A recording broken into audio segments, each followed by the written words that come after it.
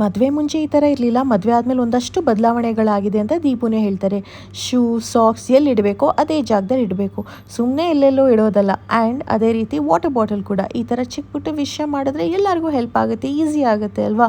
Next ತಾತ parcel ತೊಗೊಂಡು ಬಂದರು, ಎಲ್ಲಿ ಇಡಬೇಕೋ ಅಲ್ಲೇ ನೀಟಾಗಿರ್ತಾರೆ. ಮನೆಗೆ ಬಂದಿದ್ದ ತಕ್ಷಣ ದೀಪು ಫಸ್ಟ್ ಅವ್ರ ಮಗನ ಮುಖನೇ ನೋಡೋದು. ಈ ಮಿಸ್ಸಸ್ ಇಮ್ ಅ ಲಾಟ್ ಅಲ್ವಾ, ಕೆಲ್ಸಕ್ಕೆ ಹೋಗಿರ್ತಾರೆ, ಬಂದಿದ್ದ ತಕ್ಷಣ ಹಿ ಫೀಲ್ಸ್ ಹ್ಯಾಪಿ.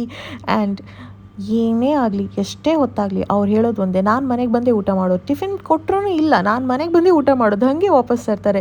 ಸೊ ಬಿಸಿ ಬಿಸಿ ಊಟ ಹಾಕ್ಕೊಡ್ಬೇಕು ಅನ್ನೋ ನಮಗೂ ಆಸೆ, ಅವ್ರಿಗೆ ಬಿಸಿ ಬಿಸಿ ಊಟನೇ ಇಷ್ಟ. ಸೊ ಇವತ್ತು ನೀರು ದೋಸೆ, ಎಗ್ ಕರಿ, ಪಲ್ಯ ಆಯಿತು, ಹಾಗೆಯೇ ಸ್ಯಾಲಡ್.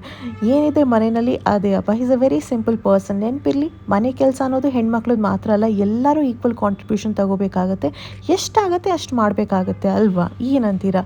ಇನ್ನು ಸಂಜೆ 4 ಗಂಟೆ ಆಗಿತ್ತು. ಸೊ ಮಾಮಿ ಒಂದು ಕಡೆಯಿಂದ ಟೀಗೆ ಎಲ್ಲ ಇಡ್ತಾ ಇದ್ದಾರೆ. ನೋಡಿ, ಅವ್ರು ಬಂದು ಅವ್ರ ಪ್ಲೇಟ್ ವಾಶ್ ಮಾಡಿ ಆ್ಯಪಲ್ ತೊಗೊಂಡಿದ್ದಾಯಿತು. His work he has to do, my work ನಾನು ಮಾಡಬೇಕು. ಎಲ್ಲರ ಕೆಲಸ ನಾನು ಮಾಡ್ತೀನಿ, ಹೆಣ್ಮಕ್ಳು ಮಾಡಬೇಕು ಅಂದರೆ ಇಟ್ಸ್ ನಾಟ್ ರೈಟ್. ತಾತ ಟಿ ವಿ ನೋಡ್ತಾ ಇದ್ದಾರೆ, ಪಪ್ಪ ಹೊರಗಡೆ ಹೋಗಿದ್ರು, ಅವರು ಬಂದು ಫ್ರೂಟ್ಸ್ನ ಅದೇ ಜಾಗದಲ್ಲಿ ಇಟ್ಟರು. I hope this vlog was helpful. Bye.